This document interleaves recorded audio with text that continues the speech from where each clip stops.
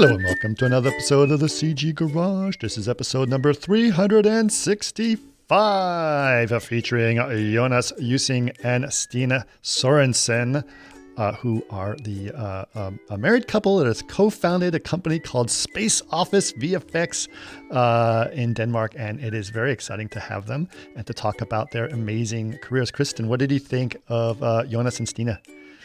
Yeah, well, they both kind of had similar career paths where they both wanted to pursue this entertainment lifestyle, and everyone's like, no, get a real job. So, yeah, they're like, okay. And they both didn't like it. So Stine actually, she worked in the kitchen for a year to save up money to go to the animation workshop, which is in Denmark. So she studied there, and then Jonas watched Star Wars and was like, oh my gosh, it's the magic behind all the movie making. So he quit his job at a computer company and spent a year making his reel, got into this business. Yep.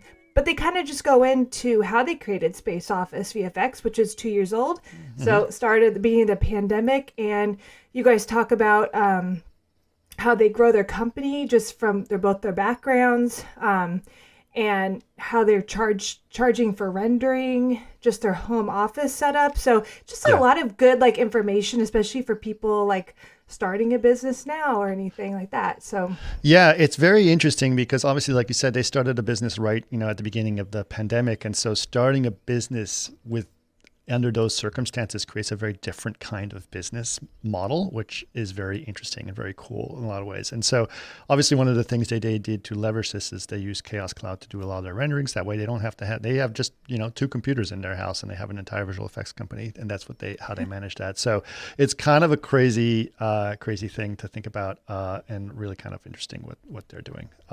Really great couple. I really enjoyed talking to them. So thanks for being on. Okay, we have a big event coming up on March 8th. Kristen, what's happening? Mm-hmm.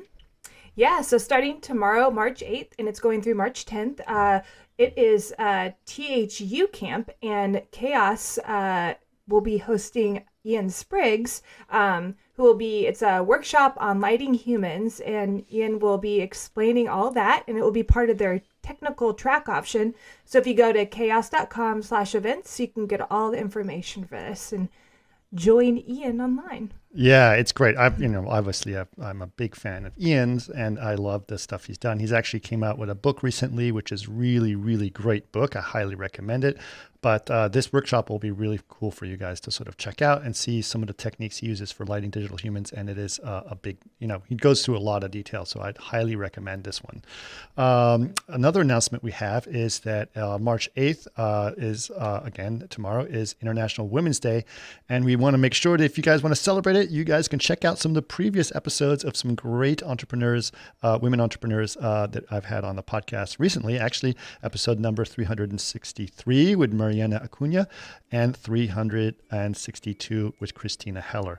Those are really great ones, and they talk a lot about, VR and virtual production and, the metaverse and all those things, and they're really, really great. So I'd definitely go celebrate International Women's Day by listening to some of those other podcast episodes that you may not have missed in the past. So besides that, if people want to know more about the podcast itself, where can they go, Kristen?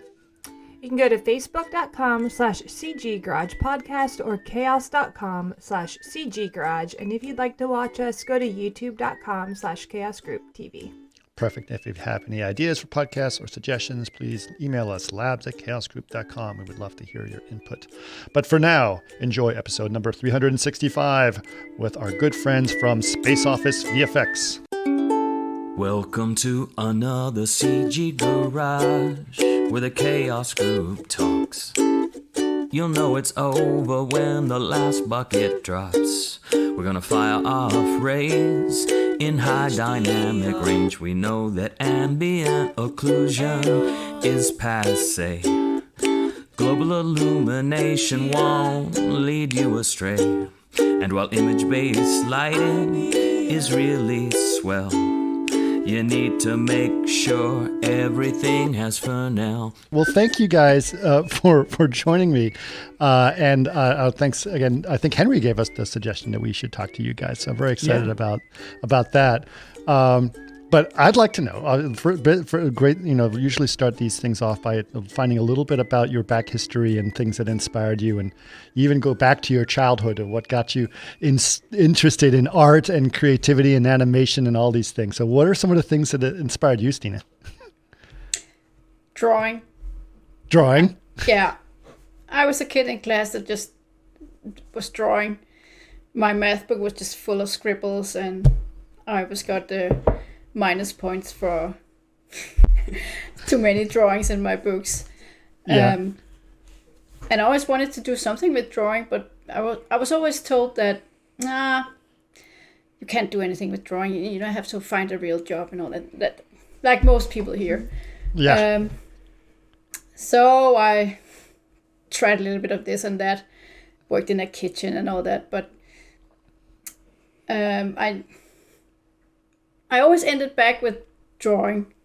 Uh-huh. And then I discovered the school we have a very cool animation school in Denmark called the Animation Workshop. And I discovered that way back in 2002. And I really wanted to go there, but it was very expensive back then because you had to pay a lot of money to go there. Before it became a bachelor and government paid and all that, so you had to save a lot of money. So I worked for a whole year in a kitchen, saving every penny I could, and then I went there and I got into animation. Okay, well that's amazing. So what? I mean, you do know that going from drawing that you wanted to animate. Is an animation sort of one of the things that inspired you? No, not right away. I also before I went to that school, I went to a art school, like a half a year where you live at a school and you paint every day. And I wasn't sure I was going to paint or anything. It's just, I was more into comic strips and storytelling. And then somehow I discovered that animation could combine that. Right. Yeah.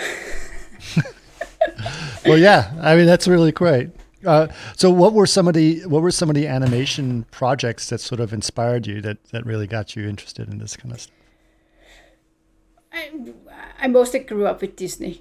I was so in love with The Little Mermaid when I was a kid, and I was also mostly inspired by that when I went to the animation school. But then, of course, I discovered a lot of other things, Miyazaki, and it broadened my horizon, and I discovered that it's not only pretty drawings and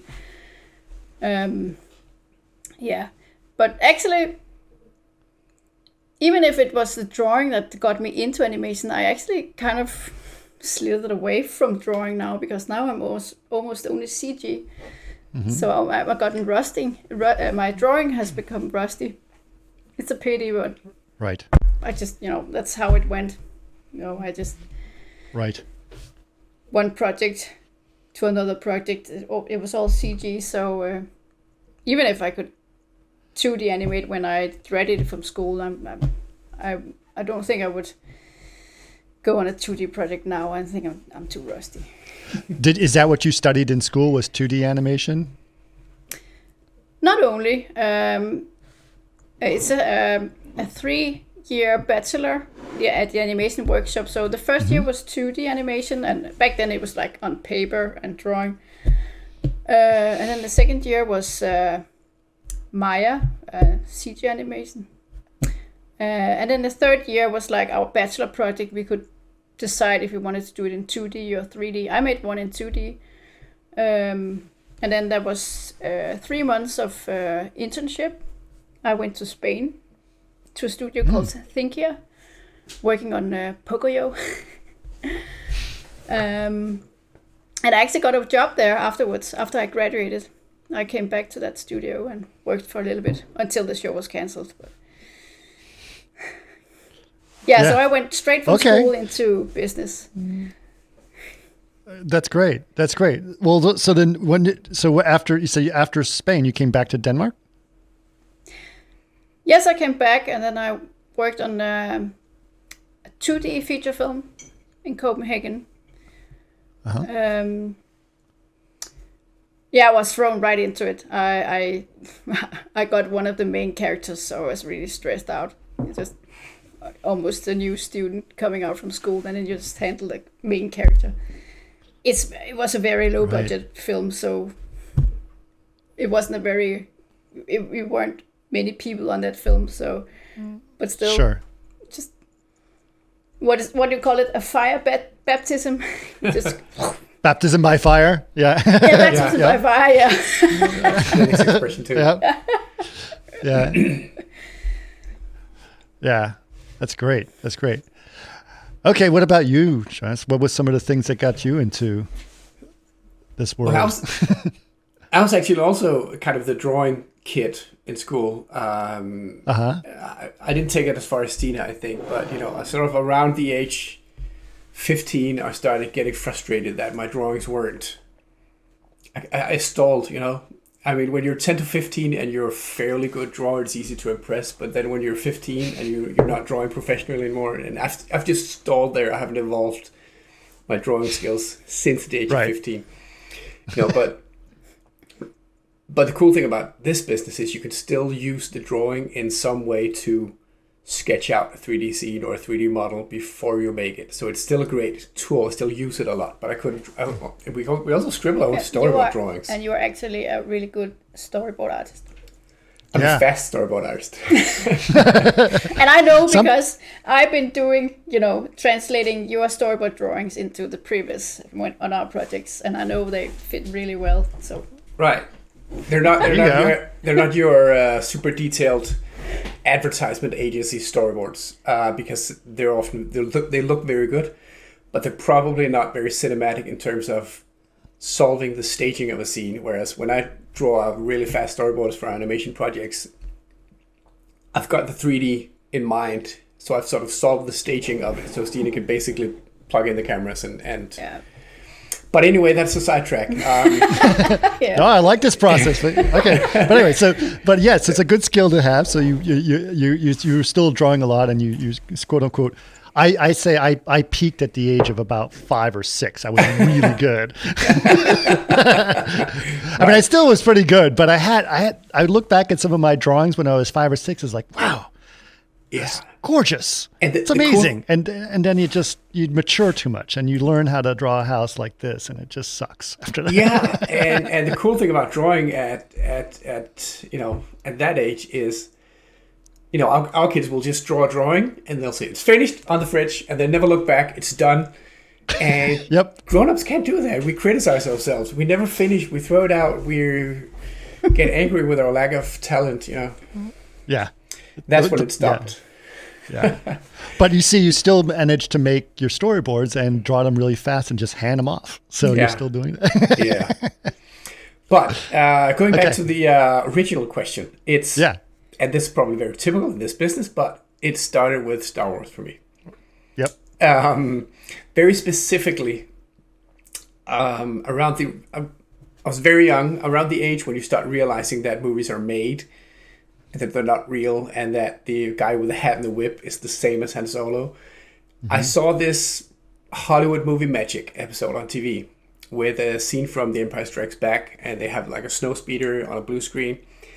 And you see the entire process, how slow it is, how many days they spent getting this one shot, and then you see it in the film, and it's half a second, you blink and you miss it.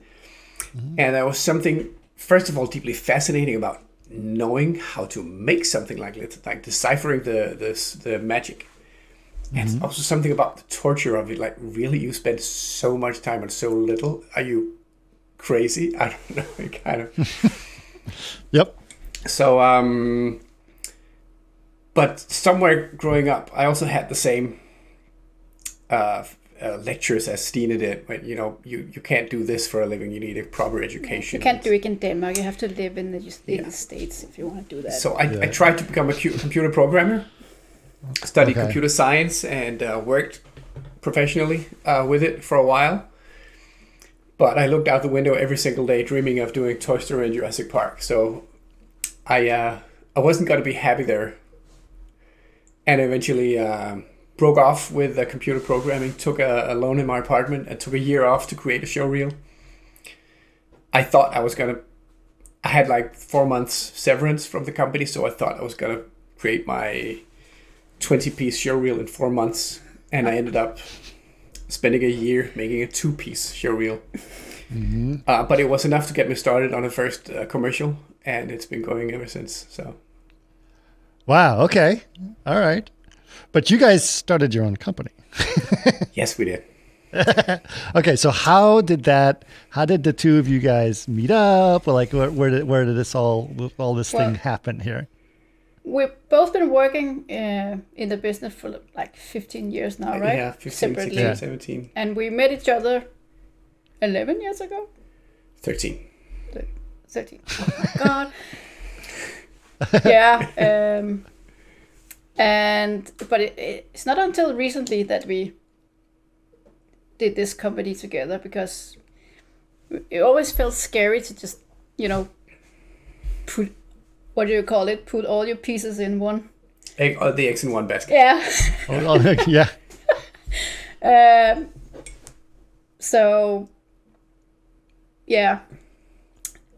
But now we can. Yeah. Well, what inspired you guys to do that? I mean, what inspires, like, what did you want to achieve with, I mean, obviously having your own company means you can do your own creative and stuff, but what was some of the things that really said, we should do our own company? Because that is a big risk. Of course it is.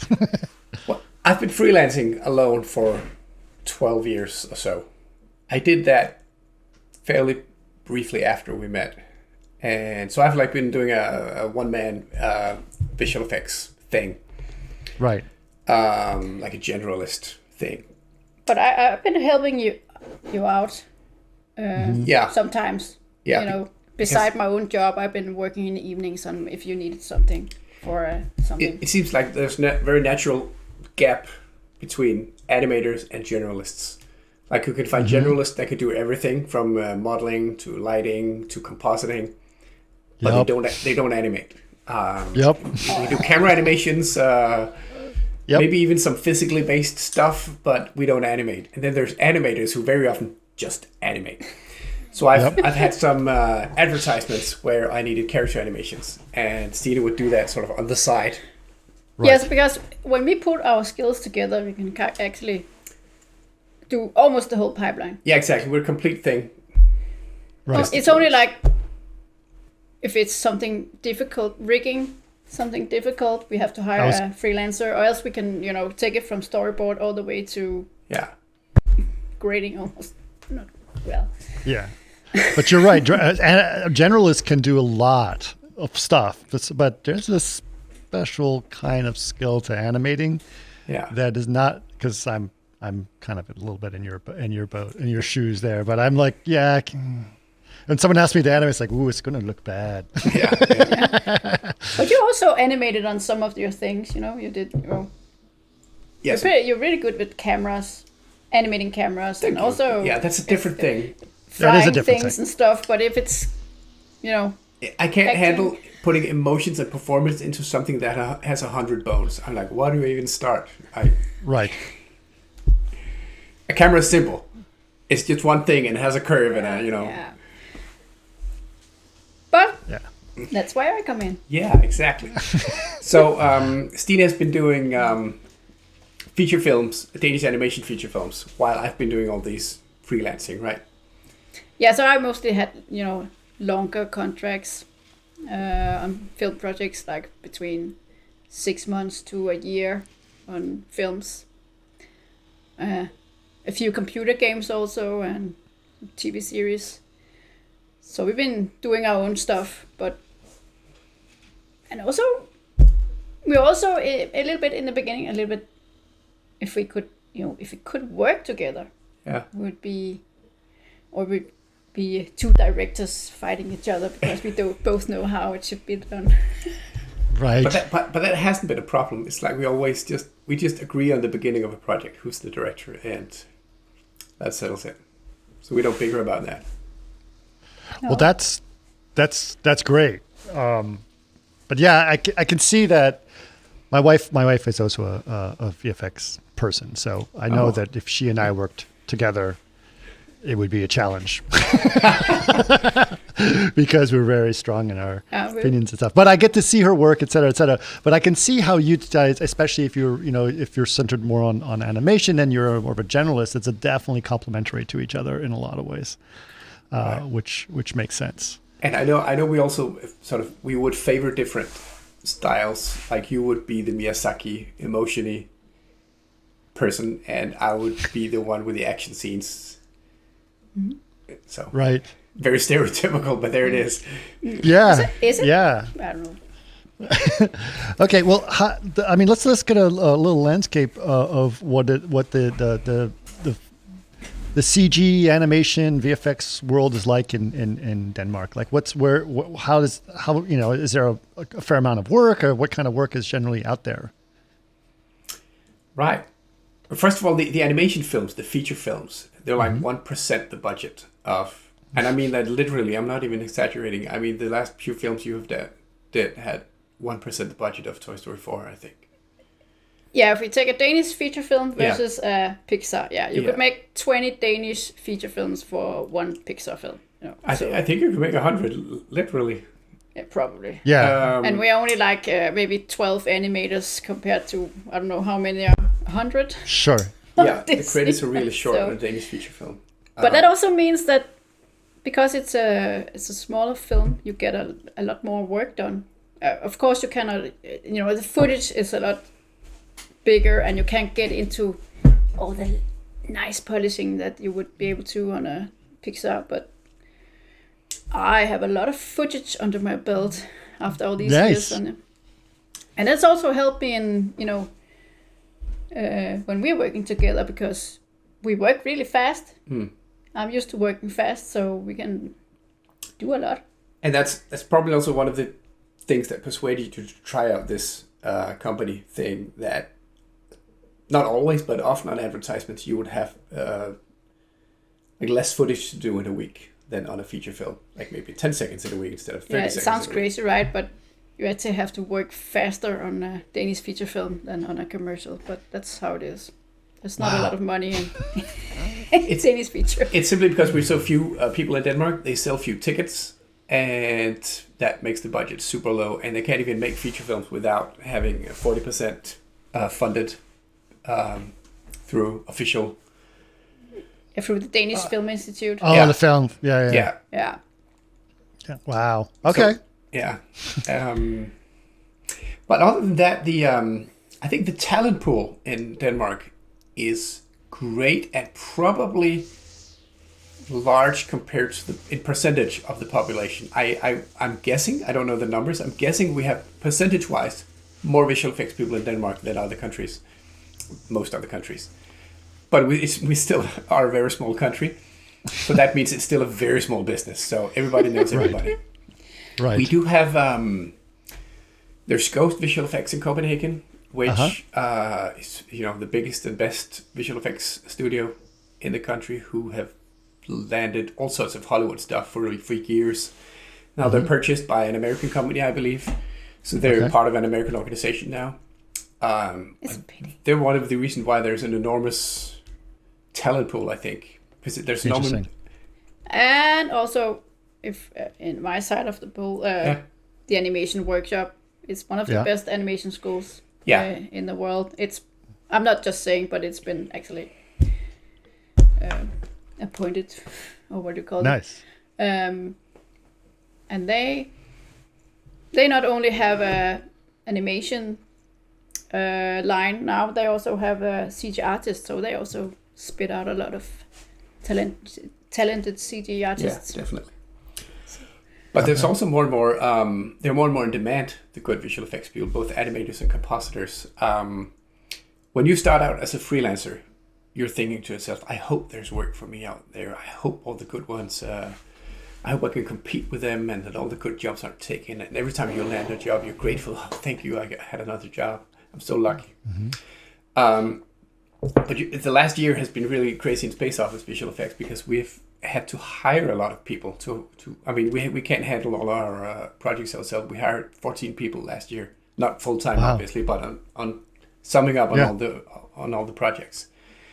And then you realize how difficult it is to hire people because they're all hired. Yeah. So it's like Yeah. being on the opposite side of the table. Suddenly you realize, Oh my God! That's I hope why we can get a freelancer for this job. yeah, exactly. It's the exact opposite don't of have how you time. started out as a freelancer. Yeah. Right. Yeah, that's interesting. I think you're right. I think that right now the demand for the work is huge. I mean, Yeah. with all of the obviously all the streaming networks out there, they're creating tons and tons of movies and TV shows and Yeah. things of that nature. There's just lots and lots of work.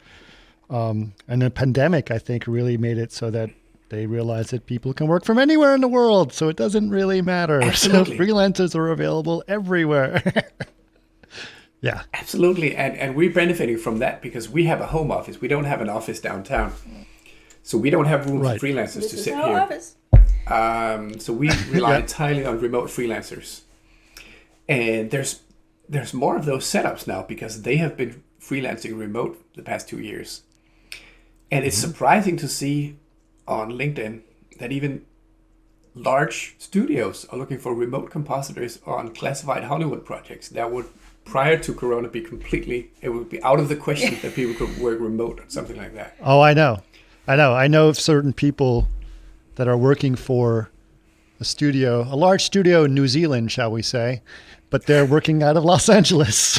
Yeah. Right? Which was Yeah. impossible to do before that. Yeah. So, And it's but yeah. always been technically possible. It's just been a matter of bosses finding out that it's all right. Yeah, it was always like, no, we need the restrictions, et cetera. et Yes, cetera. But, yes. yeah. Yeah, they're so Turns afraid out when everyone is forced to stay home, lots of things are possible. Yes, exactly, precisely. Yeah. So yeah, that's very interesting. Okay, well let me find out a little bit about your office. Now, obviously, you said it's funny because your office is a home office. Yeah. The name of your company is Space Office. So, what inspired that name? Oh my God, we brainstormed for a year. We had so many ideas. Yeah, but then I don't know. I don't even know where it came from. But that was pre-Corona. And Okay. we've been... Some of the I think freelancers it that actually work for came us... from that we really like NASA and Yeah, we're space geeks. So, yeah, we love space. Yeah. So Got it. we wanted something about space. That's also why there's a rocket. Yeah, we've got an office in space because that's cool. Something like that. Yeah. Now, at our Christmas party, one of the freelancers commented on the name and said, it's funny because, first of all, office space is the most boring word in the world. You flip them around, space office, it becomes really cool. And it somehow signals that we have an office in the cloud because we use remote freelancers. But that wasn't even part of the intention, but it sort of fits But our it fits business really model. well now Yeah. because it's all out there. Yeah. Well, when did it all start? When did you guys open the office? Officially 2 years ago.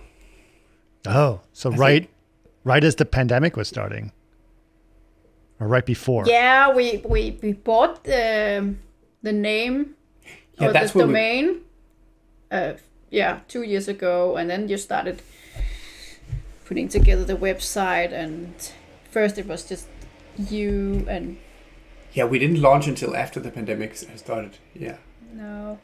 I don't remember, but we also had sort of a transition period where we advertised the company with both of us. Stine was still on another feature film, so she wasn't full-time in the company yet, which was also all right because I have been freelancing as, the 3D compositing generalist for a while.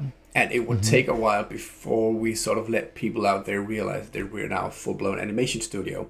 So there wouldn't be full-time animation jobs for Stine in the beginning anyway. No. So it was a nice transition period. So Stine could finish this feature film while we had the website out there signaling that we were two of us now and there was an animation studio. But you said you could feel that because we are suddenly two faces, a woman and a man, and on the website you got more Yeah, I got better interest feedback. than People just were more interested one in the guy company. Yeah, doing his thing at home. yeah, exactly. Now we're like There's a a big big difference. company. Yeah. I find that very, very interesting. Okay, so starting a company. That's first of all, that's a big deal, right? You have to, when you're starting a company, generally you have to have customers before you start the company. How did that happen? Well, since I've been freelancing for 12 years before we started the company, I could drag most of those customers into the new constellation. Right. But we still needed customers for the animation department, like to let people realize. Because mostly it was just VFX. Yeah. With a little bit of a little side dish of animation. Yeah, we don't want to run the company like 90% me and 10% Stine, right? We want more animation in there. So we were wondering how that was going to work out. And it just so happened that at the right timing last summer, a game studio, Flashbulb Games, contacted us about their computer game Rubber Bandits that they needed a trailer for. Okay. And so suddenly we were doing like 1 minute full animation projects. We've done 3 trailers for them now. So that was just the right timing to launch us as a full-blown animation studio. Yeah. Yeah. Wow. Okay. All right. So that's pretty exciting. That's, I mean, how did you, I mean, is it word of mouth? I mean, what's the best way to get your customers? I mean, if it's just the two of you and you're doing all the work. The Flashbulb thing was actually just one of my animation friends. They asked him first because he had done something for them a few years ago, and then they asked him if he could do something, and he said, "Oh, I don't have time, but ask Stine and Space Office. They can probably do something." And then I think they actually just expected a little bit of, I don't know, something smaller than we actually ended up with, but I think when we started brainstorming together and we told them what they could get and what we could do, it kind of grew and became bigger and bigger and ended up as small films. Yeah, little action movie. So tell us a little bit about the project. Tell us a little bit more detail about the project. Like, what is it about and how does it work? And, what's a little bit more about it. We had like a brainstorm session with them. The computer game is like this. What kind do we call it? A brawler, a multiplayer brawler. Yeah. Okay. Well, this is a really silly game where you are robbers and you rob a bank, and you can shoot with rocket launchers and crowbars and throw the office chairs around and the computer screens, and you can blow things up and you can hit each other. It's just like and it's all ragdoll, so they're just running around like this and hitting each other. Yeah, it's a crazy and game. It's like Perfect Friday party. Yeah, it's like that sounds drink awesome. a few beers at a Friday bar and play with your friends. It's like one game is like 1 minute, and you just it's really silly. That sounds like fun. Yeah, and then we looked at the different scenarios, and they wanted kind of a story about a robbery at a bank. So we selected one of their locations, and then we came up with a story, and you storyboarded it. It was like 40 seconds of I think so. Story of 4 robbers robbing a bank, and then they backstab each other and. Yeah, we pitched like 5 different versions before they settled on one. Yeah. There was some back and forth. Yeah, and then they were so pleased with it. They wanted another one, so we did another heist on. It was on 2 trucks down a highway, and then they wanted another one. Yeah. And that's when we started hiring a lot of people, because we needed an extra animator. We needed character modelers, because we got all the in-game geometry. And for all the non-hero stuff, it was renderable as it was. It just needed V-Ray materials, but we could use their vertex colors and their textures and their normal maps. Sure. But for all the hero stuff, hero props and hero characters, we needed remodeling, retopology, etc. So we hired people for that. We had a set dresser. We had a rigger. Prop modelers. Yeah. And a project coordinator, because when you have a lot of people, you need more people to handle the people you have. Yep. And that was great. And as we're probably going to get into later, or as you probably want to ask us sometime, is we use Chaos Cloud for the rendering. Yeah, I heard about that. There's no way that we, on our small setup, we just have our 2 workstations here, one each. We would never ever be able to do a film like that. No, 40 seconds full CG with motion blur and depth of field. Also, we try to keep the cost down by keeping the manpower down per shot. So instead of rendering out 40 shots in 10 passes, that would be 400 passes. Somebody needs to composite that. So we render out with 3D depth of field, 3D motion blur. So the frame that comes out is almost finished, and we use the not to get too technical, but the V-Rays back to beauty render mode, which renders out a number of layers that you can just add in compositing.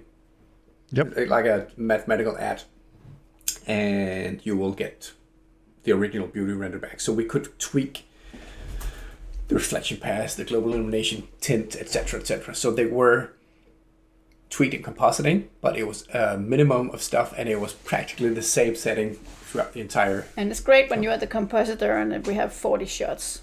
Yeah, exactly. So Right. There's a cost for that, for rendering like that, rendering all that with no flickering. But that's a lot cheaper than heavy compositing on 40 shots. And sure, every now and then we need to re-render a shot completely. But you just put that in the budget. Of course, it's an estimate that you have to guess at the beginning of the project when you bid on it how much it's going to cost to render it. But Yeah, how do you come up with that estimate? Like, how do you say, like, okay, well, I'm going to imagine I'm going to render this thing 3 times, and it's going to be about this much a frame. We've used the cloud so much. I have a spreadsheet of examples because, of course, different things take different time to render. Sure. If you have a spaceship that flies in from a distance and flies past the camera, the closer it gets to camera, the more expensive the frames are. So you can't even say, what does a spaceship cost? These were all full frame CG renders, so they had a very consistent cost. Yep. And now that we've done that, I have an even better spreadsheet with data in. So basically, I can type in what kind of shot we're doing. Is it full frame animation? Is it partly a frame? Like if we're doing live action visual effects, you're typically not rendering the entire frame. You're rendering an element that will be in a live action plate. Mm-hmm. Or does it involve a water effect, which takes an enormous amount of time to render? Also something we've done a lot of, which we relied entirely on Chaos Cloud to render. Yeah, but I have to tell that you've been with Chaos Cloud for all the way back on when they first started, right? You started. Yeah, I rendered a lot of water stuff when they was completely free because they were in beta. Yeah, you kind of you crash I tested remember their that. system. Yeah. Yeah. I remember when someone was using a ton of credits. Yeah, that was probably. I think I Probably actually, you. I crashed it. I gave it too much water. Well, that's fine. I mean, that's what betas are for. Yeah, It's to exactly. crash it. Yeah, exactly. So, Yeah. in the beginning, you might be worried about the cost of something like that, but considering the personnel cost of a 40-second full animation projects, the rendering is not that big a deal. So you just put a figure in the budget and. Okay, so maybe you don't have this number in mind, but let's say you're doing a 40-second piece, right? And you have a budget of I'm just going to use a number. Yeah. To let's say it's $1 million, whatever it is. Okay, $1 million. How much would you spend on rendering? Is that like $100,000? 10%? 20%? First of all, the budgets you mentioned there are just nowhere near anything No, I costs know. in Denmark. But let's pretend we're doing $1 million project. Okay. We can't give the figure that the project cost. Right. Here, Percentage but, that. Yeah, percentage. It was about 10%. 10% is what you're spending on rendering. Yeah. Okay. It's probably like one person. Yeah, but we're in a home office. We don't pay an office rent. We don't have this crazy rack of a server standing in the corner heating up the whole place. So so we're saving some cost in another place, and then so we spend it there. I think it's a good cost, and you put it on, on the invoice. You are very clear from the beginning when we send the budget to the client. It's like, and then there's this amount for rendering. So it's not like they don't know it, or it's part of it. It's how it is. Yeah, I can imagine. It's funny you said about heating. I remember many years ago there was a company that was going to do cloud computing heaters. And it was basically you buy this for your house, and it heats up your house by doing compute cycles. And you turn up the heat, more compute cycles goes towards the computer. It was a weird idea. It was a very strange idea. Anyway, I like this idea of what you guys are doing, and saying you just built it into the budget, which makes total sense. So you guys do all of your rendering through the cloud at this point? As much as possible. I still have some issues with Tyflow for 3D Studio Max. I have some cache issues, some freeze frame stuff. I hope that's going to be worked out. But sometimes if you're just making one of your many explosions that you love to do in the evening, then you just do it at home, right? Or is it the sim you do at home? There's always something going on. The Sims you have to do locally. Yeah, but there's always something going on at Jonas' screen. It's like it's always like working on some kind of explosion or whatever. But you don't have any farm. You only have your 2 workstations, you said, right? Yes. Yeah. Yes. Yeah. Mm-hmm. Yeah, that's pretty cool. Well, I think it's great. I mean, I think it's great that you guys use that. I mean, did you guys have this always in mind? Or you must, since you said you were one of the first people to use Chaos Cloud, you probably were very familiar with how it worked and everything, because it's been around for a while, right? Yeah. But in the beginning, we talked about, should we buy some extra computers, or or do where you put your computer to render every time you sleep, but it's also becomes so stressful. If you only have 2 computers, you know that even before you finish the last shot, you have to start rendering it first, or else you don't have any computer power. So in this way, we can almost animate everything finished and then just press render. And if we are tight on time, we just put more credit. Yeah. And that's literally the exact same thought as the difference between hiring staff or hiring freelancers, right? Because one is probably lower in hourly cost, but then you're stuck with 5 employees. You need to keep giving salaries and rent their the office space and the computers and the licenses. Freelancers are more expensive. You hire them when you need them, and you put the freelance salaries in the budget. So that's it. It's easy. It's very scalable. We're scalable because we're a small company. More predictable. Sometimes we'll have the need for 14 people. Sometimes it's just the 2 of us. So we just need everything really scalable. I wouldn't want to maintain a render farm of 20 computers. I mean, no. Then we need to hire someone to do that anyway. So. Yeah, and they devalued the minute they came home. Yeah. Yes, exactly. And so and the then farm is something constant. breaks, and you can't figure it out, and you have to hire some guy who knows how to send it to the cloud. Render. Yeah, I can imagine. That's painful. So this is actually really cool for a business like us. This on server, cloud rendering. It's perfect. Yeah, that's great. And the cloud, I mean, I think I've used Chaos Cloud, obviously. But one of the things I like the most about it is like Go. There's just it's so simple. There's not much to think about it. It just does it. Yeah, I haven't used other cloud services for rendering. I've used local render farms where you have the problem that all the render nodes needs all the software and all the plugins. You can't put something in your local folder and use that texture because those computers won't have that anyway. Which, by the way, obviously you should never do. But the way I believe Chaos Cloud works is that client side, even without the cloud, if you render something in V-Ray, 3D Studio Max or Maya, whatever you're using, first, before the V-Ray rendering part starts, there's like a V-Ray scene converter. So it will convert everything in your scene, every plugin, every Olympic, every Tyflow, whatever you have, to a V-Ray description of the scene. And that can be rendered in a standalone V-Ray on any computer, regardless of any plugin that was used in the original scene, because the original scene is gone. Now you only have V-Ray data.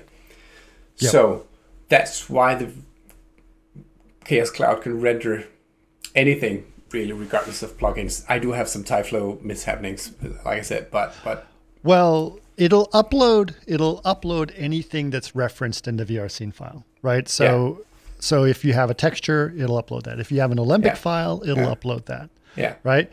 The cool thing is that it's very smart in the sense that it'll only upload it once. If you go to a different scene, it'll see that it's the same file and it won't upload it again. I noticed that because when I do tsunami stuff rendering, it can upload the cache for probably 2 hours or something. Which is, it's a long time to wait. It's a short time compared to if I had to render it at home, but still, you're just watching one progress bar. You just hope nothing goes wrong. But once I have that uploaded, if I change my mind about the lighting or the rendering or the camera or the render settings, and I want to upload the entire scene again, it's 10 seconds because it recognizes that the cache is the same. Unless, of course, if I resim, it's another cache. It will need to re-upload. Right. Now, that's interesting. Okay, so let's talk about your internet connection and working from home. How does that? We used to live in Copenhagen where we had fiber. Right. And then we moved to the countryside. And before we moved here, we checked like on a website, like can I get fiber.com or something. And it said, yeah, sure, that's fiber. And then we move in and we can't get fiber. So we have the fastest non-fiber connection we can get. And it's been pretty good. It's the download is the same, 1,000 megabit. Yeah, you can get that everywhere. Almost, yeah. So, but it's always the upload that is the. Yeah, that's half. So it takes 2 hours to upload a water sim instead of 1 hour. Okay, that's still pretty darn good. It's better than we have in the U.S. I have fiber at home, so I'm okay. Yeah, but it's the upload that kills you. I used to have, when I first moved to this house, we didn't have fiber, and the fastest I could get was 100 megabit download and 7 megabit upload. Oh my god! yeah, it's really slow. So, we but wouldn't now have a company. No, you couldn't. Yeah, I was when I started working from home because of the pandemic, and I got fiber like 6 months before. I was like, oh, thank God. So, it's good. It's good. Yeah, because Stine has been working also on a feature film in Norway through remote. No, it's just VPN. Yeah. So VPN. Yeah. No problem. So you still do freelance work as well for other companies or whatever. Yeah, right now Jonas is really busy doing some live action stuff. He's a visual effects supervisor on a Danish TV show, so he's on set, being set supervisor or visual effects supervisor. So he's away. So when he's quite busy with that. So then I just figure out. I go to my old places where I used to work and ask if they have something, or they ask me, and I always find something. So I've been doing something for a company in Norway, and that was no problem. I was just sitting here at home and then just remoting, controlling a computer in Oslo. Yep. And right now I'm working for a company in Copenhagen doing the same, just VPN, no problem. Right. So, yeah.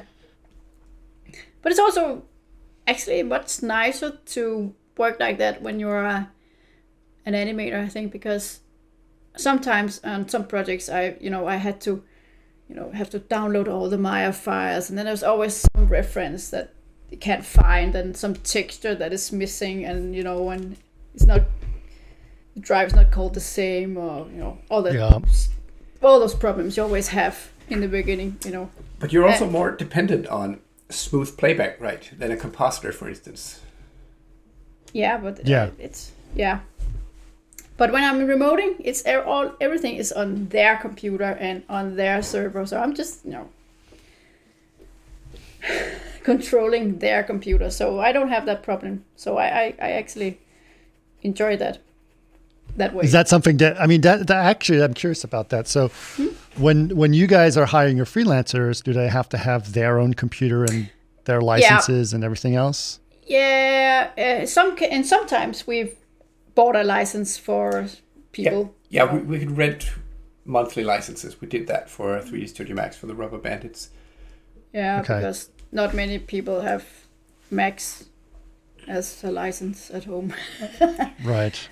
But the modelers have Maya, and the compositors have Nuke Indie. Nuke Indie is also just a great timing with the pandemic. So you can have compositors on for the first time ever, an affordable Nuke license for a one-person company. And they can sit at home and do 4K stuff. What's the restrictions of Nuke Indie? There's a resolution restriction, and it's just around 4K. Like it's a number of pixels. It's just below 4K. And there are some plugins. It doesn't have the Nuke X functionality, obviously. Sure. I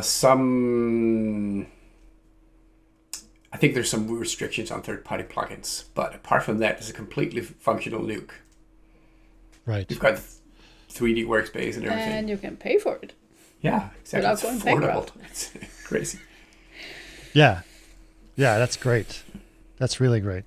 Well, that's amazing. I think it's really cool that you guys have figured out how to make this work, and that you started a studio. I mean, what was your thoughts about starting a studio just as this pandemic was happening? Like how did your thought process about that happen? It was a slow start because I remember we were working on the logos and the website before the pandemic. Yeah, but in the beginning of the pandemic, I was still working for other people. Yeah. So I was still doing a feature film and some other commercials, I think. Yeah. You're looking for some great stories about when we started and when we got the clients and when I'm not looking for that. I'm not looking at that. I'm just thinking about like the philosophy of like, I'm working from home. I'm going to be working. I didn't know how long I was going to be working from home, so I didn't, but the idea is like you've actually founded this company right at a time when things were changing about how you work from home.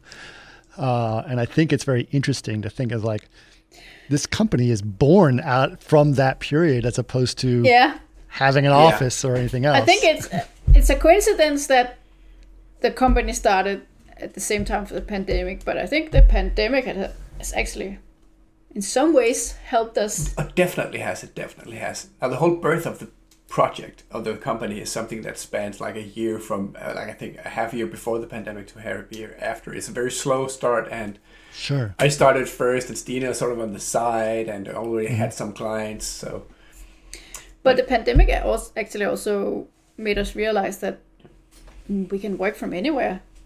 We had always been living in Copenhagen because we felt we had to, because that's where all the work is. Realized we could actually afford a house. Yeah. And but then we had to move outside Copenhagen, and how far outside of Copenhagen do you live? It's like 70 kilometers. Yeah, 70 kilometers. Okay. So it's like an hour in a car, but we don't need to go there. Which is like 1/4 as far as you can drive in Denmark. Yeah, Denmark is very small. You can't drive more than 4 hours.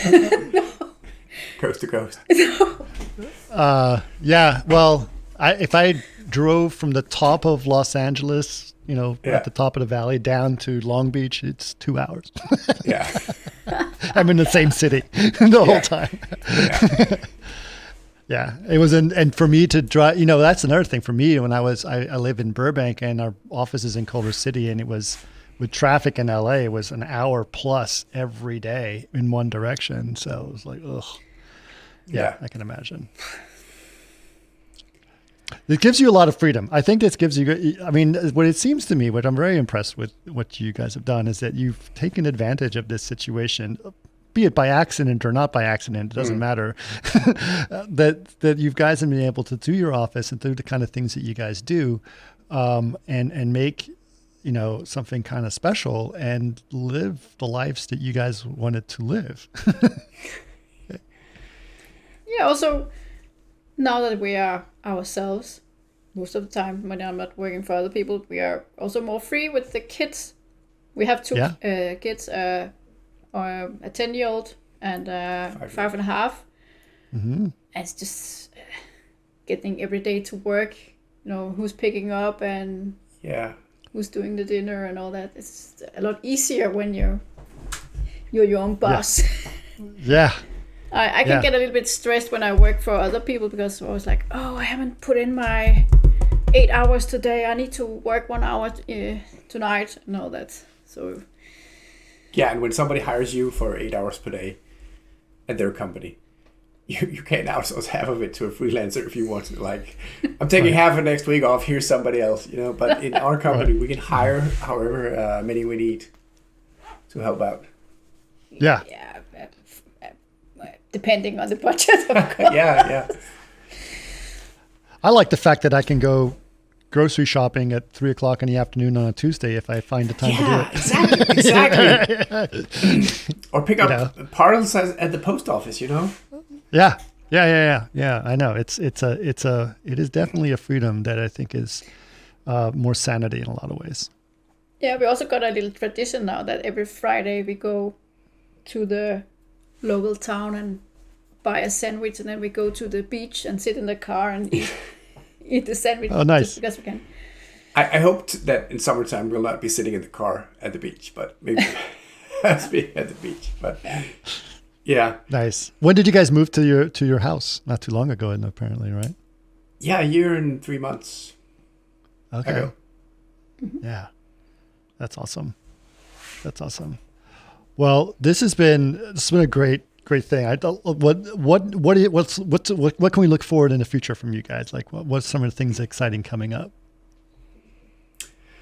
We're gonna do feature films, like being sole vendors on feature films. Okay. So far, Danish feature films. Who knows what comes next? We're gonna try to land more and more feature films. Are you allowed to tell anything? Well, we are working on a feature film right now. Yeah, exactly. Okay. We got a lot to look forward to, and I'm sure we'll have a story about it at some point, especially if it's using Chaos Cloud. Oh, it will be. Good. Well, that's exciting. All right. Well, we'll definitely look forward to that. And around when do you think the news of that will come out? For Christmas. For Christmas. Okay. Very so we've got about a year. Yeah. About a year to do Yeah. that. Okay, that's great. Very excited to hear more about that. Well, it was awesome talking to you guys. Thank you guys so much for coming on.